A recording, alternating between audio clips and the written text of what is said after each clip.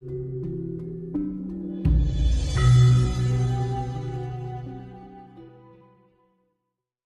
aku jadi buruh pabrik di Australia.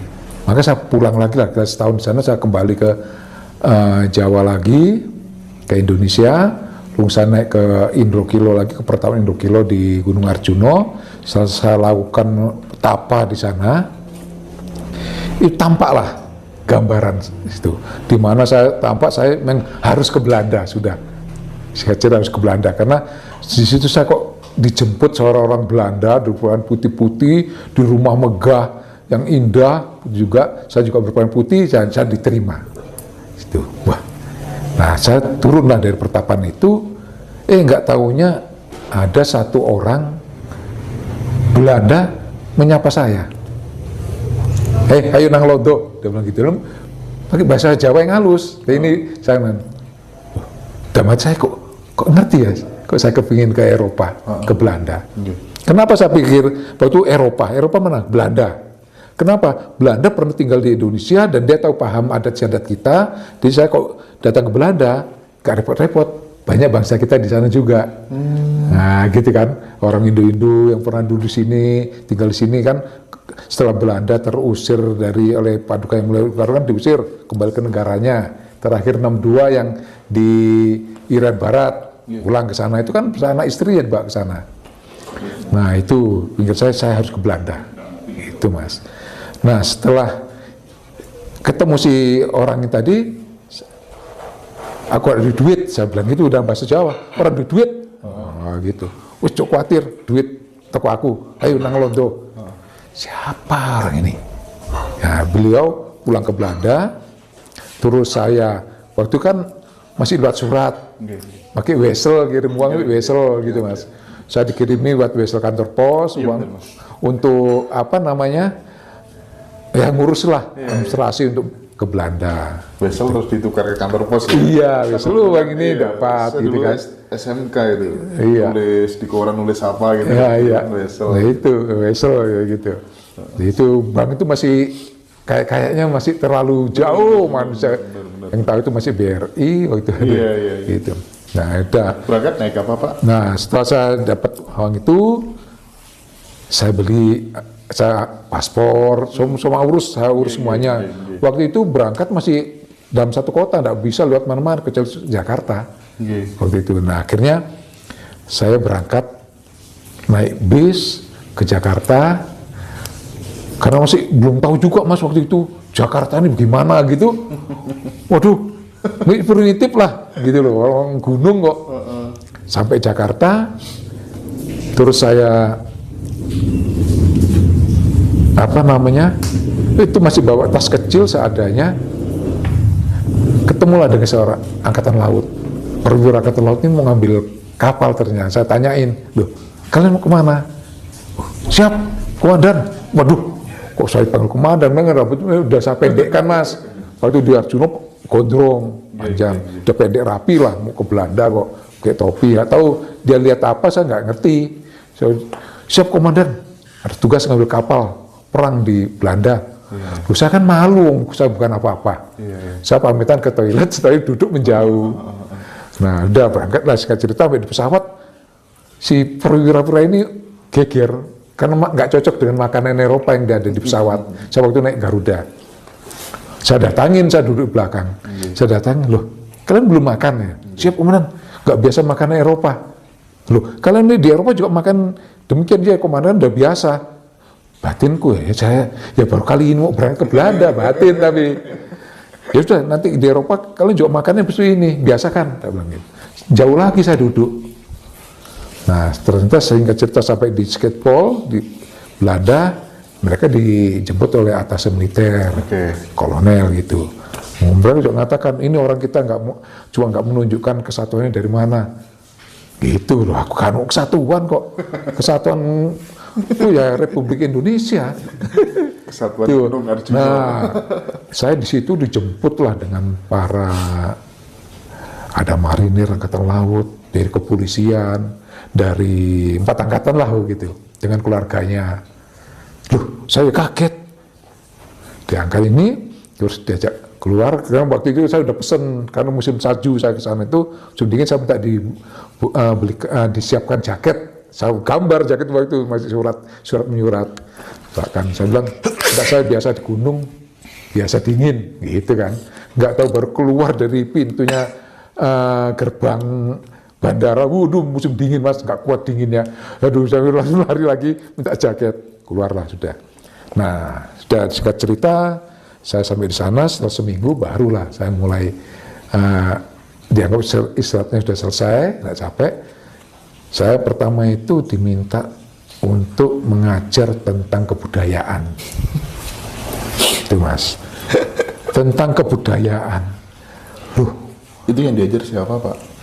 Nah ini jadi campur mas. Ya dari kepolisian, ya dari angkatan laut, ya macam-macam, 4 angkatan dan umum. Pas tempat angkatannya ada di sana. Ada di Belanda. Nah itu, di situ itu saya melatih, melatih bela diri. Kebudayaan saya pegang kuku itu, memang saya mulai tahun 68 ikut disilat hingga saat ini. Nah, alhamdulillah sekarang sudah dalam tingkatan pendekar yang tidak lama. Nah, waktu di Belanda dalam mengajar ini mas, tidak semudah di sini, baru silat belum ada di sana. Yang ada ya saya karate dari Korea, Thai boxing dan begitulah. Taekwondo semuanya. Jadi dari Indonesia belum ada silat sana. Mas saya kembangkan lah, kebetulan saya ini punya perguruan namanya PD atau Periksa Diri. Oh iya. Waduh. Dari guru besar saya Pak sudah Raden Mas Subandiman Dirdoatmojo. Nah itu gambar pamannya. Pak siapa nama itu? Ki Hajar Dewantoro itu pamannya. Gitu mas. Nah, beliau ini dari Keraton Mangkunegaran Jogja. Nah, ya? Paku Alam apa Mangkunegaran? Sorry, Paku Alam. Ya, Paku Alam Jogja, kamu Mangkunegaran Solo. Sorry. Ya, dari Paku Alam. Paku Alaman. Ya. Nah, setelah saya melatih di sana, setiap saya latihan didatangi oleh bela diri lainnya. Mana ada bela diri yang baru, ada sekolah baru. Mana? Tanding. Ya. Jadi orang menantang itu berserta muridnya, berpakaian seragam bela diri yang datang. Lah saya baru buka mas sekolah di sana. Murid bisa dihitung paling banyak 25 waktu itu. Waduh, gimana? Saya di Indonesia enggak pernah saya gunakan untuk berkelahi, kok di sini tantang ini kayak film kungfu di film-film itu loh. Nah kan saya enggak jauh-jauh ya, enggak malu loh saya kalau kayak kalah. Gitu. Ya mana? Oke. Tantang, murid pada duduk siap, ya saya kasih ini kok panjang-panjang kesuwen ya, lama saya gebrak langsung pental, yes maput atau apa ya, cuma sportif orang sana itu mas. Dia kalah ya dah aku ngangkat kamu sebagai guru bersama muridku, lu sama muridnya ikut, jadi wah Gusti Allah ini jalan supaya cepat dapat murid. Film itu iya kan? Betul lah gitu, saya ingat kayak kungfu ya gitu saya sana perlu deh aja. Kungfu juga ada di sana. Nantang itu hampir tiap latihan saya didatangi oleh perguruan-perguruan gitu mas. Ya alhamdulillah saya nggak pernah kalah. Nggak pernah menang, tapi nggak pernah kalah. Artinya saya nggak punya cita usaha menang mengalahkan dia, enggak. Kenapa? Setelah dia jatuh, mengakui dan ikut jadi murid saya. Di dalam tempo yang singkat-singkatnya, murid saya itu beratus-ratus sudah mas. Wah, akhirnya saya kembangkan, saya punya dari waktu saya di daerah Provinsi Limburg, di Hoensbroek, itu berbatasan dengan Jerman, 10 menit ke Jerman, 10 menit ke Belgia. Sebelum dilanjutkan Pak, iya. Berapa yang harus ada di rekening supaya Ngaji Roso bisa ikut Pak Bagus ke Belanda? Waduh, saya sendiri itu nggak pernah megang uang ya mas. Berapa ya? Loh, selama di Belanda itu saya nggak kerja loh mas. Tapi kemana-mana itu udah kok cepat duitnya. Oh itu ya? Gitu loh. Nah ceritanya begini, pada waktu itu saya udah ngembangkan juga sampai di Amsterdam, di Utrecht dulu, Amsterdam, Nieuwegein. Wah sudah banyak lah perguruan itu. Berarti bisa bahasa Belanda dong? Waduh, ditanyain gini ya malu tuh. Iya. Ya kudu Indonesia ya Mas ya. Itu. Nah, di sana itu pada saat saya dapat undangan, satu-satunya silat, perguruan silat tuh cuma dari Persai Diri waktu itu Mas. Itu diundang ke Berlin. Itu pertemuan seluruh bela diri se-Eropa ada di sana. Itu ribuan. Wah, udah demo masing-masing. Lah kita ini kalau di sini demo itu ya senjatanya sudah beneran, pedang, samurai, toya, apapun beneran. Ya kita praktekkan sana. Mereka terkagum-kagum karena apa? Mereka kalau demo ya pakai pedangnya pedang kayu, gitu. Kita pedang beneran ya kena gitu kan. Itu ya alhamdulillah. Nah, karena mereka terkagum-kagum, saya kasih tempat di Berlin untuk mendirikan tempat itu gratis loh Mas. Nah, terus apa murid saya? Dia bilang, aku bisa, karena fisiknya gede-gede kan, kaku-kaku. Nah itu si Belanda itu juga sama dengan kalian, bisa. Saya contoh, 20 orang di depan, saya contoh yang mereka gerak ribuan nih. Wah, akhirnya berkembanglah di Berlin waktu itu Mas. Kebetulan pada waktu itu ketua atau presiden direktur silat internasional adalah Pak Edi Nalapraya.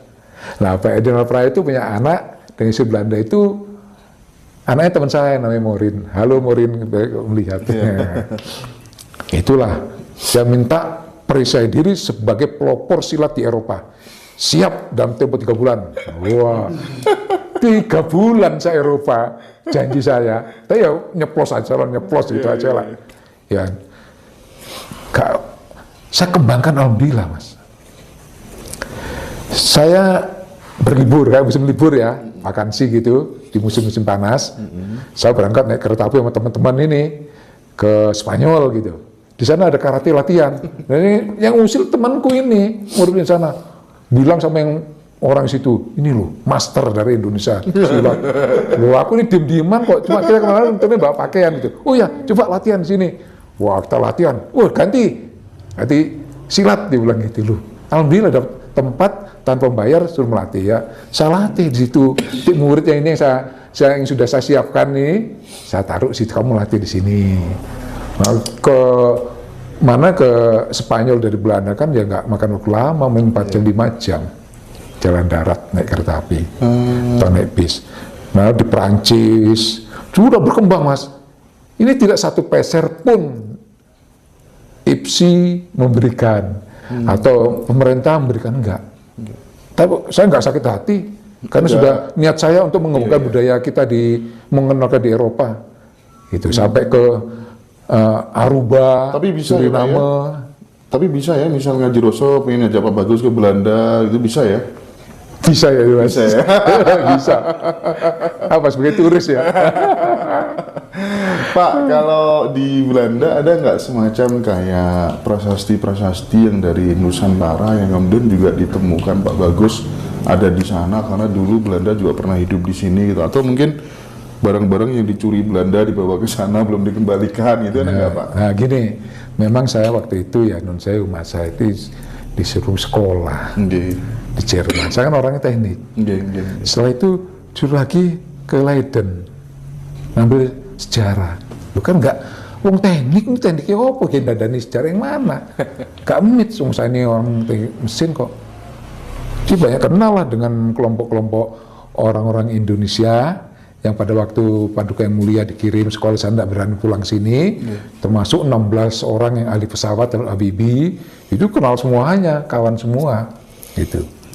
Nah, kalau saya di Belanda itu untuk satu catatan ya, bukan mencuri, Belanda nggak mencuri Mas, nggak mencuri, menyelamatkan. Jadi memang Belanda lama di sini. Beliau sepertinya punya tugas di sini Mas. Di Indonesia datang sini, dulu kan Indonesia ini kan masih Inggris, lalu membuat jalan Anyar Penarukan itu terus diganti.